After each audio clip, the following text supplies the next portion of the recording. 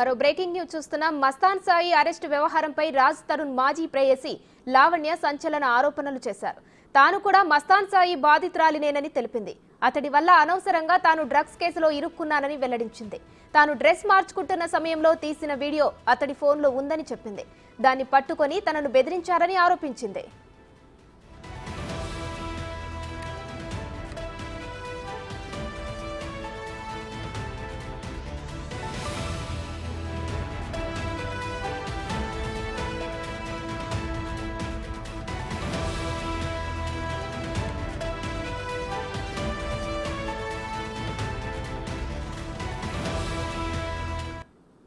Reveal అయితే చేస్తాడు.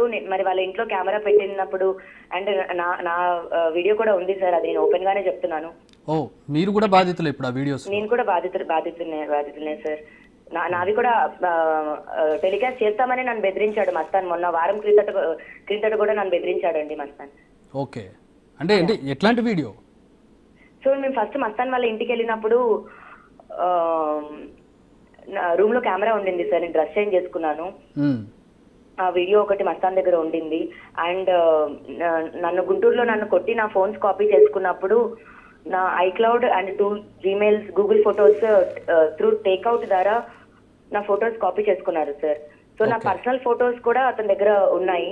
అవన్నీ నేను మీడియాకి ఇస్తానని చెప్పడం జరుగుతుంది. ప్రముఖ యూట్యూబ్ ఛానల్స్ వాళ్ళందరికీ కూడా నా ఫొటోస్ అవన్నీ ఇచ్చింది మస్తానేనండి. ఓకే, ఇప్పుడు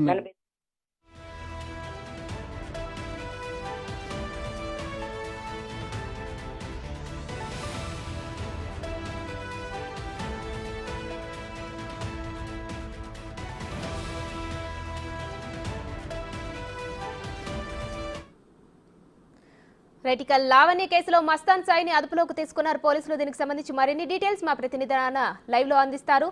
రానా,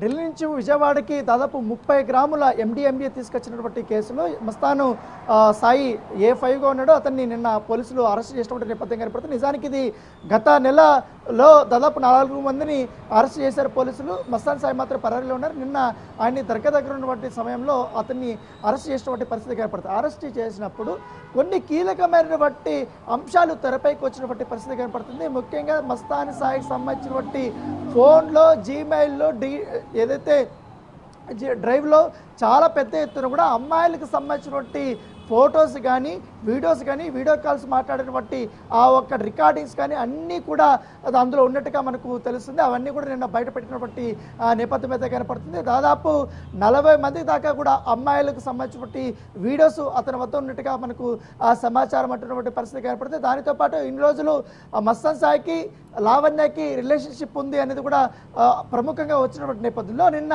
లావణ్య బిగ్ టీవీతో మాట్లాడుతూ సంచలనమైనటువంటి ఆరోపణలు కూడా చేయడం జరిగింది. తన వద్ద మస్తాన్ సాయి వద్ద తనకు సంబంధించిన వ్యక్తిగతమైనటువంటి వీడియోలన్నీ కూడా తన వద్ద ఉన్నాయి. అందుకే నేను భయపడిపోయాను. ఆ వీడియోలు తీసుకోవడానికి నేను వెళ్ళినప్పుడు అతని ఫోన్ తీసుకున్నప్పుడు నా పైన దారుణంగా దాడి చేసి గాయపరిచారు, నన్ను ఇంకో రకంగా కూడా అసాల్ట్ చేశాడనేది కూడా ఆమె గుంటూరు పోలీస్ స్టేషన్లో కేసు పెట్టారనేది కూడా ఆమె వివరణ ఇచ్చినటువంటి నేపథ్యం కనపడుతుంది. సో ఇన్ని రోజులు నేను మస్తాన్ సాయి పేరు బయట పెట్టకపోవడానికి కారణం వచ్చి తన వద్ద ఉన్నటువంటి వీడియోల కారణం అంటూ కూడా ఆమె చెప్పినటువంటి పరిస్థితి కనపడుతుంది. అయితే నిన్న మస్తాన్ సాయికి సంబంధించినటువంటి కొన్ని వీడియోలు, ఫొటోస్ అనేది బయటపడ్డాయి. దాంట్లో 4-5 మంది అమ్మాయిలకు సంబంధించినటువంటి విషయంలో చాలా సన్నిహితంగా ఉన్నటువంటి ఆ ఫోటోలు మస్తాన్ సాయి ఫోన్లో ఉన్నట్టుగా పోలీసుల నుంచి కూడా సమాచారం వచ్చిన నేపథ్యంలో అవన్నీ కూడా నిన్న బయటకు వచ్చినటువంటి నేపథ్యంలో సో మస్తాన్ సాయి చుట్టూ కూడా ఇప్పుడు పూర్తి స్థాయి కేసు అనేది తిరుగుతుంది. ఒక పక్క డ్రగ్స్ కేసు, మరోవైపు అక్రమంగా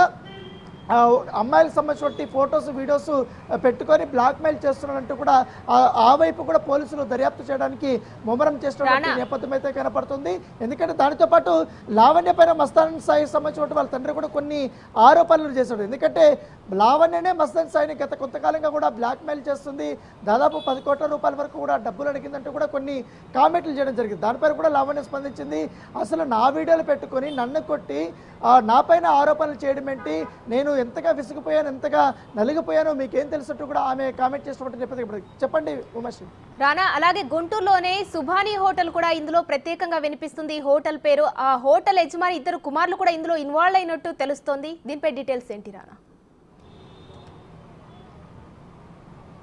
ఇది మరో ఆసక్తికరమైనటువంటి పరిణామం చెప్పుకోవచ్చు. ఎందుకంటే గుంటూరు జిల్లాలోనే సుబాని హోటల్ తెలిసినటువంటి వారు ఎవరు కూడా ఉండరు, అంత ఫేమస్ అది.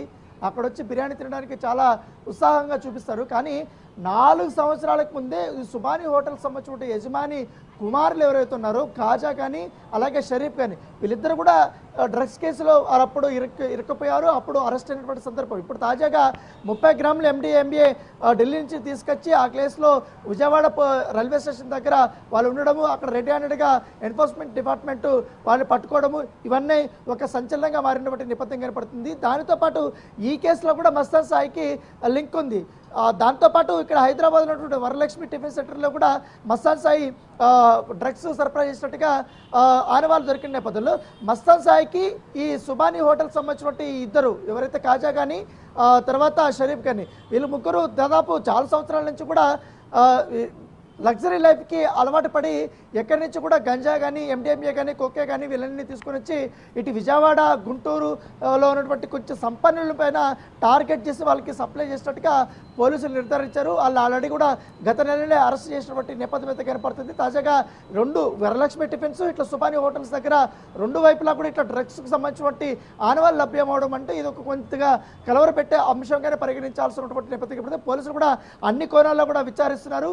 ఎప్పటి నుంచి కూడా కాజా కానీ షరీఫ్ కానీ వీరు డ్రగ్స్ దందాలో ఉన్నారు. దాంతోపాటు మస్తాన్ సాయి ఎప్పుడు వీళ్ళకి పరిచయం అయ్యారు, మస్తాన్ సాయి ఎప్పుడు ఎక్కడ పంపంటే ఎక్కడ లొకేషన్ పంపిస్తే అక్కడికి వీళ్ళు వెళ్ళి అక్కడ తీసుకురావడము, దాన్ని ఇక్కడ సప్లై చేసి పెద్ద మొత్తంలో డబ్బులకి వీళ్ళు డ్రగ్స్ని అమ్మడం లాంటి విషయాలన్నీ కూడా బయటకు పడ్డాయి. కాబట్టి ఆ కోణంలో కూడా పోలీసులు పూర్తి స్థాయిలో విచారణ చేస్తున్నారు. దాంతోపాటు సుబాని హోటల్లో సంబంధించిన మరికొంతమంది ఎవరైనా ఇన్వాల్వ్ అయి ఉన్నారన్న దానిపై కూడా పోలీసులు విచారణ చేపిస్తున్నట్టు నేపథ్యం. సో ఏదప్పటికని రాజ్ తరుణ్తో మొదలైనటువంటి కేసు మస్తాన్ సాయి, లావణ్య, ఇప్పుడు సుబాని హోటల్ సంబంధించినటువంటి కుమారులు అందరూ కూడా ఇప్పుడు దీంట్లో ఇరకపోయినటువంటి నేపథ్యం కనపడుతుంది. Right, thank you Rana.